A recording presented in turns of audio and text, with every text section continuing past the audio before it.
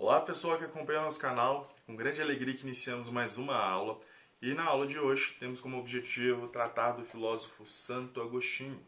Para que compreendamos bem o seu pensamento, temos que entender o seu contexto e já devemos lembrar daquilo que vimos na nossa última aula.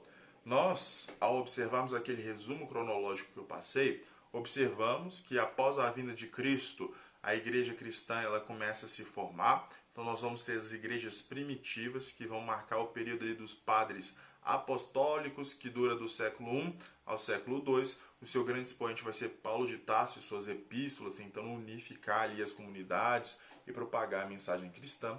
Logo em seguida, nós vamos ter os padres apologistas, que viveram do século 3 e 4 depois de Cristo e defenderam o cristianismo frente à filosofia pagã. Grandes nomes dessa abordagem vão ser Orígenes, Justino e Tertuliano. Então, os apologistas, o que significa apologia? É a defesa de um ponto de vista frente aos demais, não abrindo brecha para esse diálogo, tá certo? É como se eu defendesse que uma coisa é certa, que no caso é a religião, e a filosofia fosse só um devaneio, que eles vão chamar de paganismo no período. Posteriormente a esse período, vai ser onde Agostinho se encontra, que vai ser a patrística, que dura dos séculos IV ao século VIII, e ela vai pretender a conciliação entre fé e razão. Aqui o Santo Agostinho ele vai se destacar porque a grande tentativa da sua filosofia, como iremos observar, é unir fé e razão. É tornar possível o diálogo entre esses dois campos para que se construa uma explicação verdadeira e sustentável do que é a religião, do que é a filosofia, do que é a vida, do que são as grandes questões da humanidade. Tá certo? Então, lembrando desse resumo cronológico, a gente observa ali no cenário do Santo Agostinho que o cristianismo triunfa em 313 depois de Cristo. O imperador Constantino declara o livre culto do cristianismo. Só que, ao declarar isso, o cristianismo então ele começa a crescer e várias interpretações sobre as passagens bíblicas serão criadas. Nós podemos compreender a possibilidade dessa vasta interpretações nos dias atuais. Olha quantas igrejas de matrizes cristãs existem atualmente na nossa sociedade. Podemos pegar algumas de exemplo, por exemplo, o Testemunho de Jeová não aceita transfusão de sangue, porque há uma passagem na Bíblia que fala que o sangue do ser humano é o que o torna puro. Caso misturado, ele seria impuro. Então, eles leem uma passagem, constroem uma interpretação que é diferente das demais. O mesmo ocorre com o Adventista do sétimo dia. Se no sétimo dia o Senhor descansou, no sétimo dia nós também deveremos descansar. Então, eles interpretam e constroem uma explicação, uma fundamentação a partir de um texto que é comum a todas as religiões de matrizes cristãs, porém, os demais agem de forma diferente. O mesmo vai valer, por exemplo, para os santos da Igreja Católica e para aqueles não santos na Igreja Protestante e por aí afora vai. Então, inicialmente, o que está tentando se criar ali é uma ortodoxia da palavra de Jesus. O que significa ortodoxia? Orto significa reto, caminho correto. Doxia é opinião. Então eles estão tentando construir uma opinião correta, o caminho correto da leitura e interpretação dos textos bíblicos. A Igreja Católica, então, o católico aqui agora significa universal, ela quer universalizar essa doutrina e a sua interpretação. E vai caber, então, sobretudo a patrística, essa tentativa de unir fé e razão, pois elas devem andar juntas. Unir esse segmento será a grande busca de Agostinho. Compreendendo, então, o seu contexto, vamos agora ver um pouquinho da biografia do Agostinho. Tem um filme interessantíssimo que chama Santo Agostinho, que vai falar da história dele. Santo Agostinho foi de boêmio até virar padre. Boêmio é aquele que gosta da noite, da curtição, dos sabores carnais da vida, até virar padre, onde ele vai defender o oposto, que a alma deve prevalecer frente ao corpo. Então, Santo Agostinho ele vai nascer em 354 e morrer em 430. Ele nasce em Tagaste, atual Argélia, educa-se em Cartago, onde se tornou professor de retórica. Retórica, então, é essa habilidade de argumentar, de dialogar. A retórica vai trazer suma importância futuramente para ele, porque é pelos argumentos que eu construo a minha explicação da verdade. Então, essa retórica, essa fala de argumentação é de suma importância. Posteriormente, ele vai aderir ao maniqueísmo. O maniqueísmo é uma crença que defende que os princípios que regem o mundo são bem ou mal. Porém, após ler Plotino, ele vai mudar essa sua compreensão, porque nem tudo é só bem ou mal. A construção que Plotino faz de um, que emana os seus diversos graus de ser, vai atrair muito o Santo Agostinho. Ele vai então conhecer Santo Ambrósio, que dizem que tinha uma excelente pregação, suas homilias eram incríveis, homilia quando o padre está falando, incrível. Então ele se converte em 386 d.C., se tornando padre em 395 e tornando bispo da sua cidade na mesma data. Então, o Santo Agostinho, tentando falar de maneira bem geral aqui, ele começa sendo professor ali de retórica, vai viver uma vida inteiramente boêmia, vai passar pelo maniqueísmo, vai passar por outras doutrinas, até se ver ali na pregação do Santo Ambrósio e ver que aquela pregação leva o caminho que ele acredita ser a verdade. Ele vai expor tudo isso lá na sua obra Confissões, depois abaixo eu vou citar as obras dele, e ele narra todo esse período, até onde ele se encontra no cristianismo e vai seguir essa doutrina. Então, pessoal, compreendendo já o contexto e quem foi Santo Agostinho, vamos compreender agora então o seu pensamento. A primeira grande questão que o Agostinho se encontrava é a seguinte: é possível conciliar fé e razão? Com o ceticismo em alta no tempo de Agostinho, ele tentará restaurar a confiabilidade na razão e a relacionar com a fé, pois a fé permite resgatar a dignidade da razão. E aqui, o Agostinho vai ter um famoso jargão que é o seguinte: é preciso crer para compreender e compreender para crer. Ou seja, quanto mais eu creio, mais eu compreendo, quanto mais eu compreendo, mais eu creio. É como se razão e fé levassem ao mesmo caminho que é a verdade, que é a divindade. E nós vamos observar na filosofia do Agostinho uma retomada do platonismo, um platonismo muito forte. Olha só a ideia do Platão, que no caso seria o bem, o belo e as ideias. O Agostinho, quanto mais eu compreendo, mais próximo do bem eu estou. O Agostinho está trazendo essa ideia: preciso compreender para crer, crer para compreender. A compreensão me leva ao quê? A Deus, que é a divindade. Então, para ele, é possível sim compreender e buscar unir esses dois caminhos, porque ambos levam à unificação da verdade. Outra questão que o Agostinho vai se ver é acerca do tempo histórico, ou seja, o que é o tempo, que é isso que nós estamos aqui vivendo na Terra. Na sua perspectiva, a humanidade está em um tempo que se dá desde a origem da criação até os acontecimentos das profecias e a parousia, que é a volta de Cristo.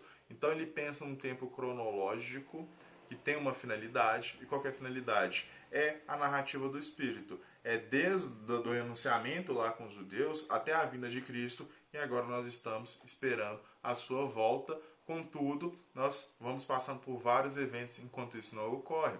Além disso, ele ressalta que o passado e o futuro não existem. O que se tem é o presente, que é uma alusão aos dois. Logo, torna-se passageiro. Desse modo, resta somente a eternidade, que é o tempo de Deus, pois é atemporal. Então, o Agostinho ele faz essa leitura cronológica cristã do tempo, é a revelação de Deus, é a vinda de Cristo e é a volta de Cristo, mas a humanidade se torna suscetível a vários acontecimentos, porque tendo liberdade o homem pode causar o mal. Nós vamos ver essa explicação do mal aqui logo em seguida. E também para o Agostinho, o passado já foi, então não existe mais. O futuro é um pensamento, é uma ilusão, não existe. O que existe é o presente, mas o presente, sempre que eu penso, ele já foi, porque ele é uma alusão do passado, junto com uma perspectiva do que pode ser o futuro. Logo, o que resta para a humanidade é um além-tempo, que é a eternidade, que é o tempo de Deus, que deve ser buscado. Essa é a leitura que ele faz do tempo. Outra questão que vai intrigar muito ele é acerca da ordem do universo. Existe ordem nos nossos cosmos, nessa universidade, nesse universo gigantesco que existe? Para o Agostinho, sim, existe uma ordem. A origem de tudo está em Deus, que cria todos os seres. Então, olha, o princípio é Deus, Deus vai criar todos os seres. O ser humano é uma dessas criaturas e tem como finalidade escalar degraus para se elevar até Deus. O que isso nos lembra, pessoal? Plotino, olha, o princípio é o uno, para Agostinho o princípio agora é Deus, diante do catolicismo. O ser humano está em algum desses graus de ser, e a missão, a finalidade da essência do humano é o quê? Tentar se aproximar de Deus, no caso de Plotino, voltar para as ideias, se aproximar do uno. Todavia, a marca do pecado original se encontra na existência humana. A luta da humanidade é superar as más ações, guiando-se à perfeição de Deus. Então, o pecado, que é a desobediência, aquilo que Deus ensina para o homem, é a grande luta da humanidade.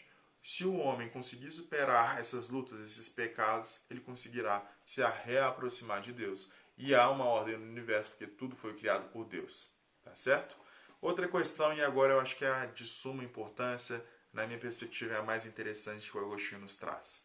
Se Deus existe, por que o mal é permitido? Por que existe o sofrimento? Se Deus é bom, é perfeito, por que ele permite o sofrimento na humanidade? Na perspectiva agostiniana, Deus não é a origem do mal, pois ele provém do livre-arbítrio. Na visão de Santo Agostinho, os seres humanos são racionais, pois têm liberdade. Logo, o homem pode escolher entre o bem e o mal, fazendo com que as suas ações tomem esses rumos. Assim, o pecado, que é o mal, provém da liberdade humana. Outro argumento contra a existência do mal é que, por si só, o mal é a ausência do bem. Isso quer dizer, somente quando o bem não é feito, há a possibilidade do seu contrário surgir. O que ele está querendo dizer para a gente, pessoal? Deus não criou o mal. Deus é a suma perfeição. Mas o mal ele pode existir quando o bem não é praticado. Logo, o mal não é por si, o mal é a ausência do bem. Por exemplo, Deus criou o cego? Não, Deus criou a visão. A ausência da visão, que foi causada por alguma coisa, é que traz a cegueira. A cegueira, ela não é por si, ela é a ausência de um bem. No caso do mal, é a mesma coisa. O mal não existe por si no mundo. Ele existe quando o bem não é praticado, quando o bem não é feito. E por que essa ausência é permitida? E somente os seres humanos têm essa possibilidade de praticar o mal? Porque nós detemos o livre-arbítrio. Esse livre-arbítrio ele está vinculado à capacidade racional. A razão me traz a possibilidade de pensar. Se eu penso, é porque eu posso escolher. Se eu escolho, é porque eu tenho liberdade, logo posso escolher fazer o bem ou o mal. Um leão, quando come uma zebra, ele está fazendo mal? Não, está seguindo o seu instinto, que é da sua própria natureza. Além disso, podemos pensar, por exemplo, a maconha, a cocaína, o crack, ele em si só faz mal? Não. O que pode fazer mal? É a ação humana, como que o ser humano utiliza a sua liberdade para determinado tipo de ação. A arma parada sozinha faz mal? Não. É como o ser humano a utiliza que pode existir o mal. Logo, o mal em si ele não existe. O pecado ele provém do livre-arbítrio, que é quando o ser humano deixa de fazer um bem para fazer um mal. Logo, a ausência daquilo que é o bem. Então, se Deus existe, por que o mal é permitido? Porque existe o livre-arbítrio e o ser humano escolhe de maneira incorreta, mesmo sabendo que é certo, ele não consegue escolher aquilo que deveria.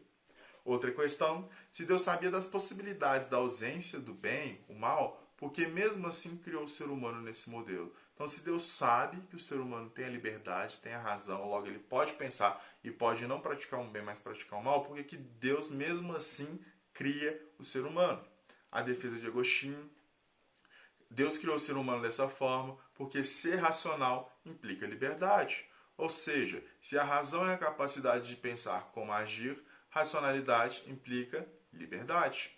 Traduzindo isso tudo, a ideia histórica de que tudo participa do logos, que é corpóreo, Agostinho afirma que o conhecimento é dado pela presença íntima da interioridade de cada homem, do verbo, da carne de Cristo, cuja verdade e a certeza do ser humano expressa-se por palavras. Ou seja, pessoal, por que então o mal é permitido? Porque se Deus quis fazer um homem racional, quis dar liberdade para ele escolher o bem, logo há a possibilidade da ausência desse bem. Então, por que Deus criou o ser humano nesse modelo? Por que Deus sabia que o ser humano poderia pecar e mesmo assim o criou? Porque ele quis dar ao homem a possibilidade da escolha, a possibilidade da razão. E além disso, é interessante que a gente observe que, na perspectiva agostiniana, na interioridade do homem há algo que é divino. Logo, se o homem buscar lá no seu interior, lá no seu íntimo, ele vai perceber a existência dessa marca divina, desse verbo feito carne, que é Cristo, que deixa uma marca em todo ser humano. Logo, nos resta buscar por ela. Além disso, quando se pergunta para Agostinho o que é Deus, Agostinho vai defender a ideia de uma teologia negativa, que é, se não podeis compreender agora o que é Deus, compreender pelo menos o que ele não é. Ou seja, é mais fácil dizer o que Deus não é do que o que ele é, pois são gigantescas as possibilidades do seu ser. Então, o que Deus pode-se dizer aqui que ele não é. Deus, ele não é mau. Deus, ele não quer a maldade, ele não quer a ruindade das coisas. Pois ele pode ser tantas coisas boas que minha linguagem se torna quase que impossível dizer. Então aqui o Agostinho ele vai defender a perspectiva de uma teologia negativa. É mais fácil falar o que Deus não é do que aquilo que ele é, tá certo? E além disso, ele vai dizer que é insondável, ele está acima da razão humana, então jamais poderemos dizer exato o que é Deus, porque ele está acima da nossa possibilidade de entendimento. Mas o que nós sabemos, diante das revelações, é que ele é único, mas também três. Ele é Pai, que é a essência divina e indizível, Filho, que é o Verbo, o Logos, que se encarnou entre a gente, que é Cristo, e é Espírito Santo, que é o amor divino, que cria tudo o que existe. Então, a Trindade, a existência Pai, o conhecimento, Filho e a vontade Espírito Santo é o que a Bíblia nos revela acerca de Deus. Mesmo assim, é mais fácil dizermos o que ele não é do que aquilo que ele é, pois são infinitas as suas possibilidades. Outra questão que vai surgir aqui, e estou falando muitas questões pessoal, mas elas são só algumas, são infinitas questões interessantes que o Agostinho levanta, é a da salvação. Afinal de contas, na perspectiva cristã, como se dará a salvação da humanidade? Segundo Agostinho, a bondade e a caridade não são meios da salvação, pois tais atos, ou seja, a salvação, ela vai se dar pela graça, pela eleição divina. Ou seja, por mais que uma pessoa faça muita caridade, seja uma pessoa muito bondosa, se ela não for eleita, se ela não receber a graça, que é gratuita, não tem como ela ser salva. Então, as boas obras aqui não importam tanto. Importa mais o que? Que a gratuidade, que a graça de Deus habite em você para que você possa ser salvo. Isso aqui vai ser grande polêmica, e isso aqui no nosso mundo atual traz diversas interpretações interessantíssimas. O Lutero, Martinho Lutero, que vai criar o protestantismo, ele vai pegar muito dessa abordagem, que a eleição no caso é gratuidade, é a graça de Deus que salva o homem. O Agostinho está entrando numa discussão aqui muito grande com Sócrates, porque para o Sócrates a salvação, e Platão, por consequência, poderia ser moral. Ou seja, se eu ajo da forma como deveria, se eu ajo moralmente correto, estou no caminho correto. Isso vai me levar ao certo. Para Agostinho, não. Se não tiver a graça divina, a eleição divina, por mais que eu queira, por mais que eu me esforce, jamais conseguirei. Então, pessoal, diante disso, vou tentar resumir um pouquinho de tudo que eu falei, de tudo que é a perspectiva do Agostinho. O Agostinho está definindo, há uma ordem no universo, a ordem do mundo é bela e boa, pois é criação de Deus. Isso significa que o mal propriamente não existe. Ele é apenas o afastamento em relação a Deus. O que o homem se manifesta como pecado, que no homem se manifesta como pecado, o exemplo de pecado é quando a alma se torna serva do corpo. Ou seja, a gente só segue os prazeres materiais e não as coisas divinas. Isso ocorre porque há o livre-arbítrio. A vontade humana é impotente para buscar a salvação. A bondade e a caridade não são meios da salvação, pois esses atos são resultados da eleição divina. Os que pecam formam a cidade terrestre, que é o mundo dos homens. Já aqueles que agem conforme a palavra de Deus formarão a cidade de Deus, que é construída pelos predestinados. A finalidade da história, que coincide com o seu fim, é a vitória definitiva da cidade de Deus, com o retorno de Messias e o juízo final. Então, pessoal, em resumo geral, na aula de hoje nós compreendemos quem foi Santo Agostinho, que ele faz parte da patrística, que é esse momento onde tentam se unir fé e razão. Para ele é possível conciliar fé e razão porque eu preciso conhecer para crer e crer para conhecer. O tempo histórico é desde a criação de Deus, a vinda de Cristo e a espera da sua volta, que é a parousia. Há uma ordem no universo, pois tudo foi criado e ordenado por Deus. Se Deus existe, por que o mal é permitido? Por causa do livre-arbítrio. O pecado provém do livre-arbítrio. Ele é a ausência do bem, é quando o ser humano deixa de fazer aquilo que ele deveria para fazer o que é o incorreto. Dá até para lembrar de Paulo aqui, né, o apóstolo. Às vezes deixo de fazer o bem que quero e faço o mal que não quero. Olha, como é que o ser humano pode fazer isso? Então, é o livre-arbítrio, a necessidade dessa eleição divina para superar as dificuldades, esses apetites carnais. Se Deus sabia da possibilidade da ausência do mal, porque mesmo assim criou o homem, Deus criou o homem porque ele queria um ser racional, ou seja, ele queria dar essa capacidade para a humanidade. Racionalidade implica liberdade, implica a possibilidade do pecado, essa é a explicação agostiniana.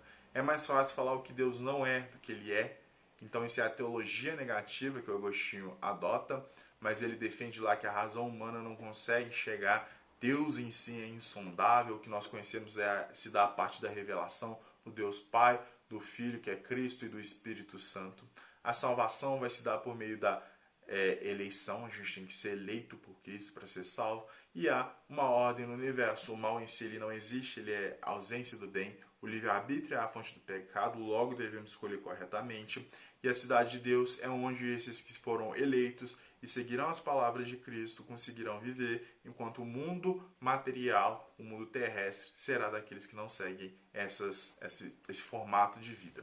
Das obras do Agostinho se destacam Confissões, onde ele vai narrar todo o seu período até ele se tornar um padre, até ele se tornar um religioso, até ele se converter.